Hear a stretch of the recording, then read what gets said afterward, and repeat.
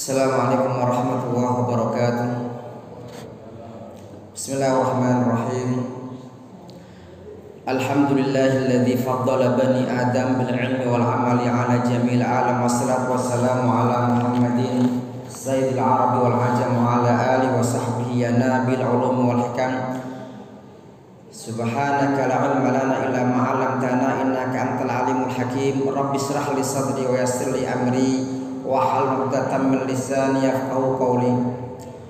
Qala wa ta'ala fi kitabil karim. A'udzu billahi minasy syaithanir rajim. Atamuruna an-nasa bil birri wa tansawna anfusakum wa antum tatluna al-kitab afala taqilun. Wasta'inu bis-sabri was-salati wa innaha lakabiratun illa 'alal khashi'in alladzina yadhunnuna annahum mulaqu rabbihim wa annahum ilaihi raji'un. Ya bani Israil adhkuru ni'mati allati an'amtu 'alaikum wa anni faddaltukum 'alal 'alamin. Wattaqu yawman la tajzi nafsun 'an nafsin syai'an wa la yuqbalu minha syafa'atun wa la yukhadhu minha 'adlun wa la hum yunsarun. Wa idh najjaynakum min ali fir'auna yasumunakum su'al 'adzabi yudhabbihuna abna'akum wa yastahyuna nisa'akum wa fi dhalikum bala'un min rabbikum 'azim. Wa idh faraqna bikumul bahra fa'anjaynakum wa aghraqna ala fir'auna wa antum tanzurun. Wa idh wa'adna Musa 40 laylatan thumma ittakhadhtumul 'ijla min ba'dihi wa antum zalimun. Thumma 'afawna 'ankum min ba'di dhalika la'allakum tashkurun. Wa idh atayna Musa al-kitaba wal furqana la'allakum tahtadun. Wa idh qala Musa liqaumihi ya qaumi innakum zalamtum anfusakum bittikhadhikumul 'ijla fatubu ila bari'ikum faqtulu anfusakum dzalikum khairun lakum 'inda bari'ikum fataba 'alaikum innahu huwat tawwabur rahim. Wa idh qultum ya Musa lan nu'mina laka hatta nara jahratan fa akhadhatkumus sa'iqatu wa antum tanzurun. Thumma ba'athnakum min ba'di mautikum la'allakum tashkurun. Wa dhallalna 'alaikumul ghamama wa anzalna 'alaikumul manna wassalwa. Kulu min thayyibati ma razaqnakum wa ma zalamuna walakin kanu anfusahum yazlimun. Wa idh qulna adkhulu hadhil qaryata fakulu minha haitsu syi'tum ragadan wadkhulul baba sujjadan wa qulu hittatun naghfir lakum khatayakum wa sanazidul muhsinin. Fabaddala alladhina zalamu qawlan ghayra alladhi qila lahum فأنزلنا على الذين ظلموا رجزا من السماء بما كانوا يفسقون. وقال صلى الله عليه وسلم taraktu fikum amran lan tadillu ma tamassaktum bihi ma kitaballahi wa sunnatin nabi amma ba'du. Ma'asyiral muslimin wa surratal mu'minin wal mu'minat rahimani wa rahimakumullah. Yang pertama tentunya saya mengajak kepada saya pribadi dan pendengar semuanya, marilah dalam momen malam ini ya, malam yang merupakan penghujung dari pengajian tafsir Jalalain tahun 2022 ya. Entah kebetulan atau sebuah hal yang tidak kebetulan, malam ini selain ini malam yang terakhir untuk tafsir Jalalain tahun 2022 dan ternyata ini juga merupakan malam terakhir kemungkinan ya kita akan menghatamkan suratul Baqarah ayat 285 sampai 286. Semoga Allah Subhanahu wa taala memudahkan kita semuanya mendapatkan kefahaman sebagaimana yang diperintahkan Allah Subhanahu wa taala kepada Rasulullah untuk mengatakan wa qur rabbi zidni ilma, dan katakanlah wahai Muhammad, Rabbi wahai Tuhan, tambahkanlah ilmu kepadaku. Dan begitu juga seorang penyair mengatakan wa kun mustafidan kulla yaumin ziyadatan minal ilmi wasbah fi buhuril fawaidi. Dan engkau jadilah orang yang mendapatkan faedah setiap hari, tambahan faedah setiap hari, dan berenanglah di lautan faedah.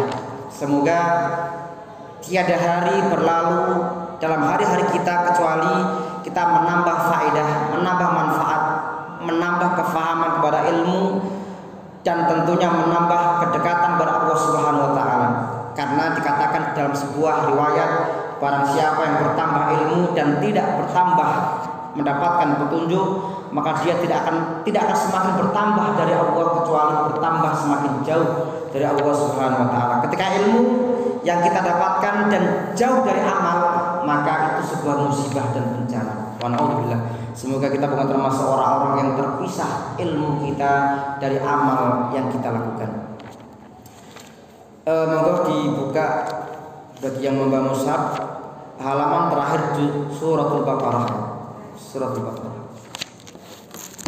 Ayat 285. Amana ar-rasul bima unzila ilaihi min rabbih wal mu'minun.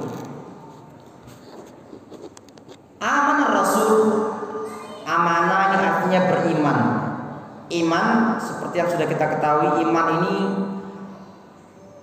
dalam pengertian yang disepakati para ulama ilmu tauhid, ilmu akidah, iman bukan hanya dengan ucapan.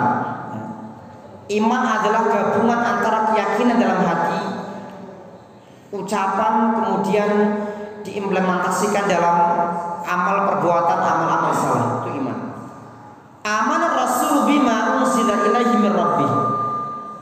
Rasul yaitu Muhammad sallallahu alaihi wasallam beriman bima unzila ilaihi min rabbih, dengan apa yang diturunkan dari Tuhannya. Dalam tafsirnya yaitu minal Qur'ani, yaitu Al-Qur'an Karim. Wal mu'minuna, demikian juga orang-orang beriman. Artinya Rasulullah dan orang-orang yang beriman, mereka semua beriman dengan Al-Qur'an Karim. Makanya saya sering mengatakan bahwa kalau kita ditanya mengenai apa interaksi kita kepada Al-Quran, maka ada tidak kurang sekitar 10 level interaksi kita dengan Al-Quran Karim. Dari mulai pertama beriman kepada Al-Quran, mencintai Al-Quran, mendengar Al-Quran, membaca Al-Quran, memahami Al-Quran, mengamalkan Al-Quran, menghafalkan Al-Quran, menyebarkan Al-Quran, menjadi orang yang dermawan untuk urusan Quran, termasuk siap membela Al-Quran. Yang pertama adalah beriman. Maka yang paling penting adalah beriman terlebih dahulu ya. Karena banyak kita temukan orang-orang yang mereka juga membaca Quran, menghafal Quran. Ada beberapa pendeta ya di Indonesia, misalkan Bambang Nursena, itu seorang pendeta yang pernah belajar di Mesir, belajar bahasa Arab. Ia termasuk pemimpin sekte Kristen Ortodoks Syria, yang sementara di Indonesia ini kalau kita temukan mereka secara ibadah itu ada beberapa yang mirip seperti sholat. Mereka membaca bacaan yang dengan bahasa Arab. Ini karena ada kemiripan. Kemudian dia juga banyak sekali mengutip ayat Al-Quran Karim, tetapi tidak berangkat dari keimanan. maka sia-sia. Tapi beliau masih hidup ya. Kita doakan semoga mendapatkan hidayah. Kemudian di zaman dahulu ada seorang pegawai Hindia Belanda di Indonesia, di Aceh, ya Snap Harbronyo, yang kemudian meneliti bagaimana cara menghancurkan orang-orang Aceh, Islam di Aceh. Beliau mengatakan yang pertama untuk mengalahkan orang-orang Aceh, maka umat Islam di Aceh, maka yang pertama adalah bagaimana memisahkan atau mendikotomi antara Islam dengan ilmu umum. Maka kemudian Islam itu dibenturkan dengan ilmu umum, padahal Islam tidak pernah menolak yang namanya ilmu pengetahuan. Yang kedua, dia mengatakan bahwa orang-orang di Sumatera, khususnya Aceh, yang mereka membawa perubahan dalam masyarakat itu mereka orang-orang yang pulang dari ibadah haji. Makanya dia mengatakan mulai saat ini kita data orang-orang yang haji dan kita kasih tambahan mereka gelar H titik ya untuk kita awasi. Maka kalau itulah pergeserannya, orang sekarang itu kalau haji pulang gak dipanggil haji marah-marah, biayanya larang orang dipanggil haji. Di zaman dahulu sebenarnya akarnya itu adalah gelar yang sebenarnya itu untuk mengawasi umat Islam yang pulang, yang mereka membawa perubahan. Selain pada lihat ya, dalam sejarah-sejarah di Indonesia, mereka yang pulang haji itu membawa perubahan besar. Kiai Haji Hasyim Asy'ari pulang mendirikan Nahdlatul Ulama. Kiai Haji Ahmad Dahlan pulang mendirikan Perserikatan Muhammadiyah. Ahmad Surkati ya, beliau mendirikan Al-Irsyad dan banyak lagi yang lain. Mereka yang mendapatkan gelar haji di Indonesia memberikan pengaruh luar biasa. Tetapi bagi orang-orang Belanda, orang yang memiliki gelar tambahan H itu adalah membahayakan bagi eksistensi Belanda saat itu. Kembali ke tadi, kullun amana billahi wa malaikati wa kutubi wa rusuli. Maka Snap Harbronyo tadi dia kemudian berangkat ke Saudi Arabia, bertemu dengan ulama-ulama Saudi. Di sana menurut riwayat ia sampai kemudian menghafal Al-Quran. Dalam riwayat wakila dia hafal Al-Quran. Dalam riwayat dia kemudian merubah namanya menjadi Abdul Ghaffar atau Abdul Ghaffar. Itu harus Snap Harbronyo, tetapi meninggal dalam keadaan kafir. Maka yang terpenting ya, sebagaimana rukun iman 6 rukun iman, maka interaksi dengan Quran yang pertama adalah beriman kepada Al-Quran. Orang mau sepintar selangit, setinggi langit, tetapi tidak berangkat dari iman, maka yang muncul adalah seorang yang ilmuwan tetapi memiliki kekosongan iman. Ini yang bermasalah. Kullun amana billahi wa malaikatihi wa kutubihi wa rusulihi. Masing-masing mereka ya, ini kulun ini termasuk awalnya akarnya dari kullum mri'in ya, setiap orang. Ini kemudian imri'in dibuang dan kemudian tanwinnya dipindahkan ke kulun, maka tanwinnya tanwin iwad ya dalam ilmu qawaid. Masing-masing mereka beriman kepada Allah, malaikat, kitab-kitabnya, wa rusuli dan rasul-rasulnya. Ini ada wakutubihi ya, ini bentuk jamak beberapa kitab Allah. Kalau dalam sebagian qiraat yang lain itu dibaca amana billahi wa malaikatihi wa kitabihi, tapi dalam qiraat Hafs dibaca wakutubihi ya, bentuk jamak. Wa rusulihi dan rasul-rasulnya. La nufarriqu baina ahadin min rusuli. Kami tidak membeda-bedakan antara setiap rasul-rasul Allah. Ini yang kemudian menjadi prinsip kita bahwa Islam ini kita mengakui semua para nabi, Nabi Adam, nabi yang baik yang diceritakan dalam Al-Quran ya, atau yang tidak. Kalau jumlah nabi menurut riwayat sekitar 124.000 ya. Wa alam bisawab ya. Rasul jumlah riwayat mengatakan 313 dan yang dicantumkan dalam Quran 25 rasul. Dan perbedaannya setiap rasul adalah nabi dan tidak setiap nabi adalah rasul. Maka kita tidak membeda-bedakan di antara setiap rasul-rasul itu. Artinya kita tidak akan beriman dengan semua nabi dan semua rasul, ya. Tidak seperti yang dilakukan orang-orang al-Yahud wan Nasara. Orang Yahudi mereka menolak Rasulullah Muhammad dan menolak kenabian Isa alaihissalam. Orang-orang Kristen mereka menolak kenabian Musa dan menolak kenabian Muhammad. Dan kita seorang muslim, kita mengakui dengan iman kita kepada para rasul, maka semua rasul yang diceritakan dalam Al-Quran Karim atau mereka yang tidak diceritakan, ya, kita beriman kepada mereka semuanya. Wa qalu sami'na wa ata'na, dan mereka mengatakan sami'na, kami mendengar. Dalam tafsirnya sami'na ma umirna bihi sama'a qabul. Kami mendengarkan apa yang diperintahkan kepada kami dengan mendengarkan qabulin, menerima. Karena ada dua cara mendengar.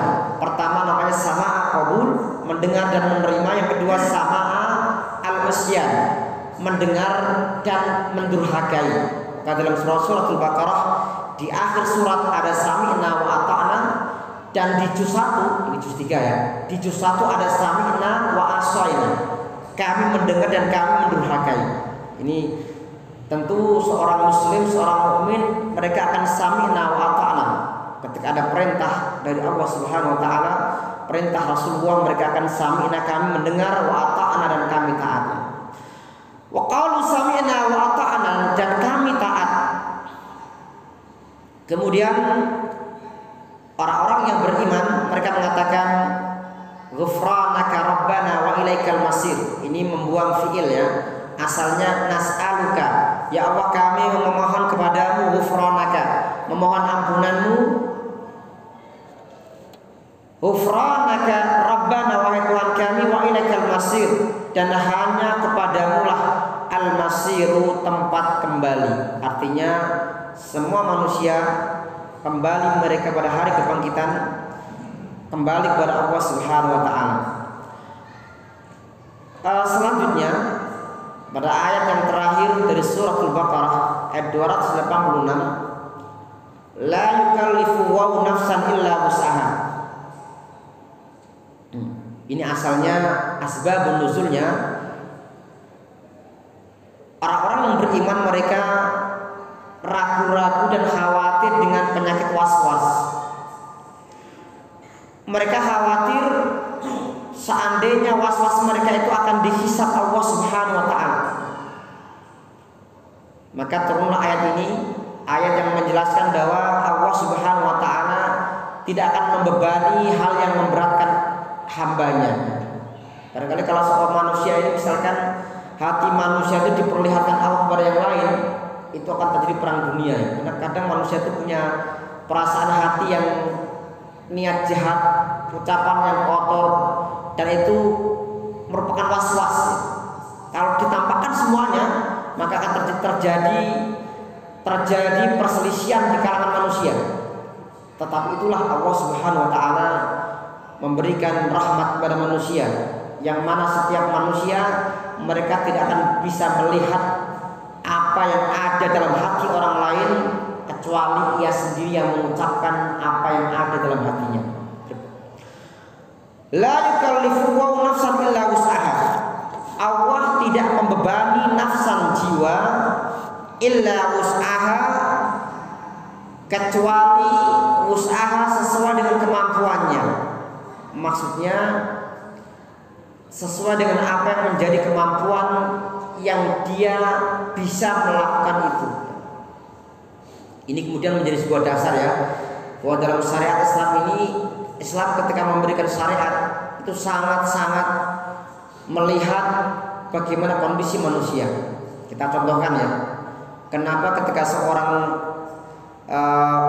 akan mengerjakan sholat, mengerjakan tawaf, itu ada syarat dia harus bersih dari hadas. Misalkan kalau dia kentut, maka dia harus wudu kemudian baru sholat.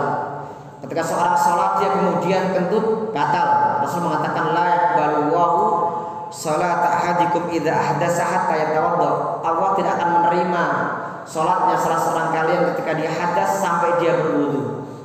Maka dalam fikih dikatakan kalau seorang yang alim, dia sampai ketika dia sholat dia kok kentut dan dia sengaja, maka dia berdosa dan dia harus ditakzir oleh pemerintah setempat. Tetapi ini dalam fikih ya, dalam prakteknya nggak mungkin ya, nggak mungkin yang namanya pemerintah atau pengadilan mencari ulama yang kentut ketika sholat, nggak mungkin.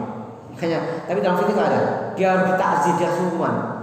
Karena memang itu merupakan syarat yang menjadi keharusan orang ketika sholat ya, termasuk tawaf dalam keadaan yang suci. Tetapi kenapa dalam permasalahan ketika seorang melakukan puasa Ramadan itu tidak ada dalam hal yang membatalkan wudu, tentu tidak ada. Kalau bisa kalian baca ya, hal-hal yang membatalkan puasa itu tidak ada, tentu tidak ada. Kalau seandainya itu ada, misalkan Rasul mengatakan tentu membatalkan puasa, saya yakin tidak ada orang yang bisa puasa kuat sampai maghrib nggak tentu. Kalau ulama dulu mungkin ya, ulama dulu itu bisa maghrib sampai isya itu dengan satu wudu melakukan 2 sholat, maaf isya dan subuh. Isya itu mereka sholat isya, kemudian melakukan qiyamul lail semalam suntuk, kemudian ditambahkan sholat subuh dengan 1 wudu. Ulama dulu biasa. Kita bisa membaca dalam banyak riwayat tentang manaqib para salaf dan saleh. Itu mereka biasa semalam hanya 1 wudu dengan untuk melakukan berbagai ibadah sunnah maupun yang wajib. Itu ulama dulu. Kalau orang sekarang saya nggak yakin. Jangankan isya sampai subuh, maghrib sampai isya aja dapat untuk 10 kali. Yang udah berbeda zaman. Ya. Kemudian laha makasabat wa alaiha makasabat. Baginya makasabat, kebaikan yang dia usahakan, artinya bagi setiap jiwa itu dia akan mendapatkan pahala dari amal kebaikan yang dia lakukan. Wa 'alaiha maktasabat, dan atasnya atau dia akan mendapatkan balasan siksa atau azab maktasabat apa yang telah dia kerjakan. Dalam tafsirnya, wala yu'akhadhu ahadun bidzambi ahadin, dan setiap seseorang itu tidak disiksa karena dosa orang lain. Jadi dalam Islam ini berbeda dengan agama Kristen ya. Dalam agama Kristen salah satu di antara yang menjadi doktrin ajaran teologi mereka adalah Yesus disalib karena menebus dosa umat manusia. Ya. Karena mereka menganggap bahwa manusia semua berdosa dan semua dosanya akan diampuni kalau mereka beriman kepada Kristus. Dalam Islam tidak ada seorang pun yang dia menanggung dosa yang lain. Allah taziru waziratu wizra ukhra. Tidak ada seorang yang berdosa karena membawa beban dosa orang lain. Wala bimalam yaksibhu, dan seorang tidak mendapatkan siksa karena apa yang dia belum melakukan. Ini mengenai masalah waswas tadi ya. Kadang dalam diri manusia itu ada waswas melakukan maksiat, dosa, dan dia kemudian tidak melakukan. Itulah bedanya amal kebaikan dalam keburukan dan indahnya Islam ini. Ketika kita itu niat kebaikan, misalkan nanti malam niat mau qiyam tahajud malam ya, mau bangun malam dan qiyamul lail, kita niat dan ternyata kita tidak bangun, kita mendapatkan 1 pahala. Tetapi kalau kita niat melakukan maksiat dan nggak jadi maksiat, maka tidak ditulis dosa untuk kita. Itulah indahnya Islam. Dan sebaliknya, ketika dalam melakukan amal kebaikan, ketika orang niat kemudian melakukan amal kebaikan, itu bisa dilipatkan pahalanya. Ada yang sampai 10 kali ya. 10 kali dan sampai ada yang juga beberapa kali, tergantung amal yang kita lakukan. Kemudian lanjutnya ini melanjutkan tentang doa-doa orang-orang yang beriman. Mereka mengatakan dalam doa mereka, Rabbana la tu'akhidna in nasina aw akhtana. Wahai Tuhan kami, Engkau janganlah menyiksa kami in nasina aw akhtana, jika kami lupa, aw akhtana, atau kami salah. Jadi dalam Islam ini ada beberapa kondisi ketika seorang itu dalam fikih ya, seorang itu terbebaskan dari hukuman. Kalau kita membaca hadis misalkan ya, Rasul mengatakan rufi al-qalam an salasah. Ada 3 golongan manusia yang mereka tidak mendapatkan beban atau mereka dibebaskan dari masalah syariat. Yang pertama adalah seorang yang anak kecil sampai dia balik. Yang kedua orang gila sampai dia siuman ya. Dan yang ketiga orang yang tidur sampai dia bangun. 3 golongan ini mereka adalah orang-orang yang tidak terkena hukuman ketika mereka melakukan dosa sekalipun. Misalkan contohnya orang sedang tidur, dia tidur gak sengaja dia melempar sesuatu dan mengenai orang meninggal dunia misalkan, tidak masalah karena dia tidur ya. Artinya itu sebuah hal yang tidak sengaja. Ya meskipun dalam Islam ini ada nanti ada beberapa pembagian. Kalau orang membunuh itu ada namanya membunuh sengaja, setengah sengaja, atau membunuh karena khotok salah, itu ada pembahasannya. Tetapi kalau orang yang 3 hal yang tadi itu mereka terbebas dari sebuah kesalahan.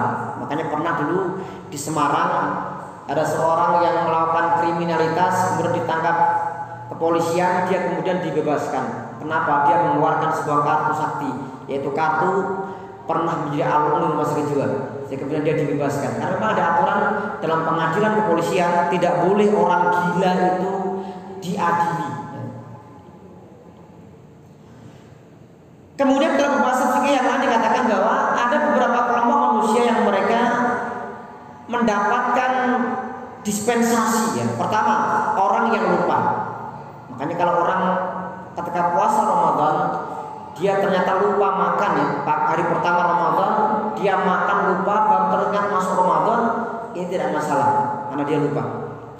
Yang kedua, orang Islam yang lupa adalah yang kedua adalah orang yang terpaksa. Orang yang dipaksa maka mereka tidak terkena efek dari yang mereka lakukan. Seperti sahabat Ammar bin Yasir ketika dipaksa mengatakan kalimat kufur, maka dia mengatakan kalimat itu tapi hatinya tetap beriman. Maka Quran mengatakan wa qalbuhu mutmainnun bil iman ya, dan hatinya tetap tenang dengan keimanan. Ini pengecualian. Berarti dipaksa mengucapkan kalimat kufur, kemudian dia mengucapkan tetapi hatinya tetap beriman, maka yang dia ucapkan itu tidak dianggap. Termasuk misalkan orang yang main film atau sinetron ya, dia mengucapkan kalimat kufur, itu adalah bagian dari acting, itu maka tidak terkena yang namanya pasal ya, karena dia dipaksa sama sutradara. Ini dia maksudnya. Kemudian innasina aqtana rabbana wa la tahmil alaina isra. Wahai Tuhan kami, janganlah Engkau tahmil alaina, bebankan kepada kami isra, beban kama hamaltahu 'alal ladzina min qablina, sebagaimana Engkau membebankan ia 'alal ladzina min qablina, kepada orang-orang sebelum kami. Maksudnya wahai Rasulullah, ya Allah, jangan Engkau bebani kami seperti Engkau berikan beban kepada orang-orang Bani Israel. Ini yang pernah kami sampaikan dalam pertemuan yang dulu, bahwa Islam ini dalam berbagai syariatnya itu luar biasa indah sekali. Contohnya, kalau kita punya pakaian kita kena najis, diapakan? Tinggal dibersihkan, disucikan ya. Kalau kena kotoran najis dicuci ya. Kalau kena misalkan liur anjing ya tinggal dibersihkan 7 kali pakai debu ya. Salah satunya pakai debu, atau yang pertama pakai debu. Tetapi dalam syariat Bani Israel itu mereka kalau pakaiannya kena najis dipotong pakaiannya. Itu dalam Bani Israel. Orang Bani Israel di zaman mereka kalau orang berdosa mati mereka. Maka tadi saya kita bacakan dalam tasbih tadi ya, fatubu ila barikum, kalian bertobatlah kepada Tuhan kalian yang menciptakan kalian, waqtulu anfusakum, dan bunuhlah diri kalian. Jadi Bani Israel itu mereka kalau mau tobat mati mereka. Dalam Islam orang bertobat gak harus mati. Maka Quran mengatakan wa maka Allahu liyu'adzibahum wa anta fihim, dan Allah tidak akan mengadab mereka selama engkau wahai Muhammad bersama mereka. Wa maka Allahu mu'adzibahum wa hum yastaghfirun.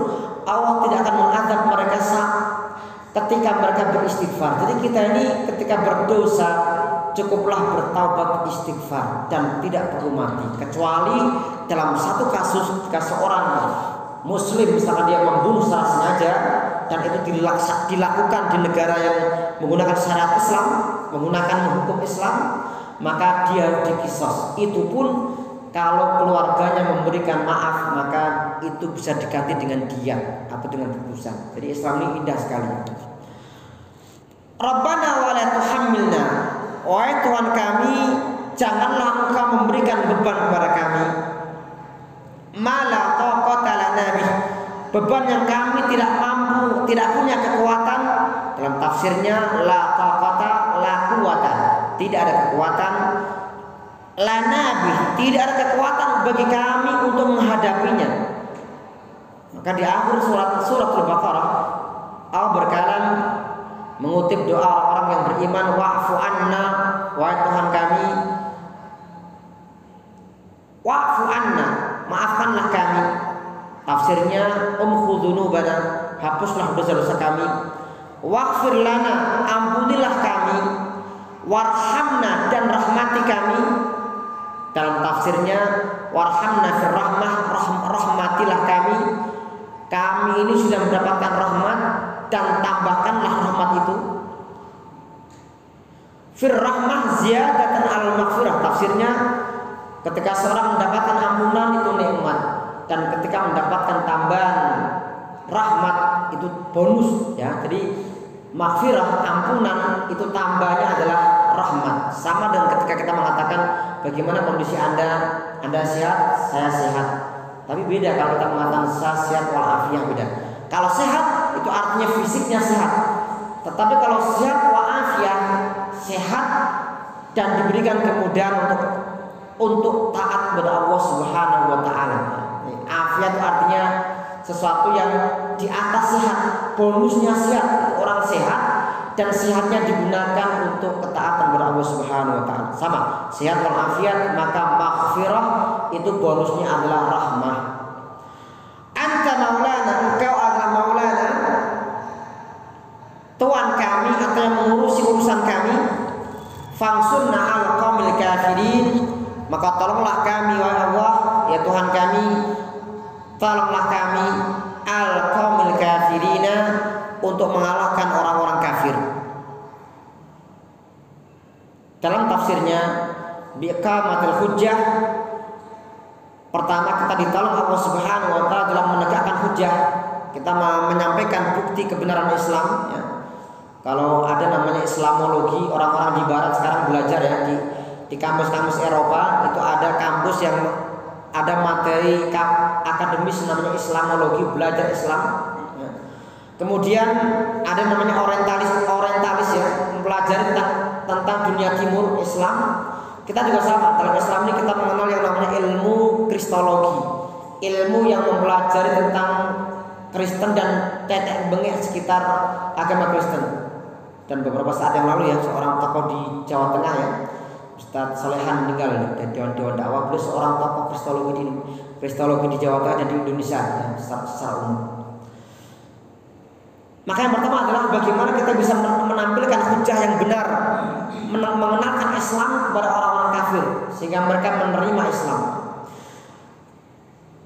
Yang kedua, wal ghalbah fi qitalihim, atau yang kedua, kita menang ketika menghadapi atau berperang dengan mereka. Di dalam kondisi tertentu, ketika di sebagian daerah kaum muslimin mereka diserang oleh orang-orang kafir, maka itu menjadi kewajiban semua kaum muslimin yang mereka punya para kaum laki-laki khususnya yang dewasa dan mereka punya kemampuan berjihad, mereka wajib berjihad. Maka jangan heran ketika saat itu ya, tahun 45, Bung Tomo bertanya kepada Kiai Haji Hasyim Asy'ari, bagaimana hukumnya kita membela tanah air? Maka beliau kemudian mengatakan, oke, akan kami segera berikan jawaban, tidak akan lama lagi. Maka tak lama setelah itu beliau mengatakan hukum membela tanah air dalam konteks tanah air yang di sana banyak kaum muslimin adalah wajib. Itu menjadi kemudian dikenal dengan resolusi jihad. Kemudian kita kenal dalam sejarah di Indonesia yang selalu diperingati bahkan setiap tahun ada namanya peringatan Hari Santri ya. Itu adalah salah satu tanggalnya kalau nggak salah dipaskan dengan tanggal munculnya resolusi jihad.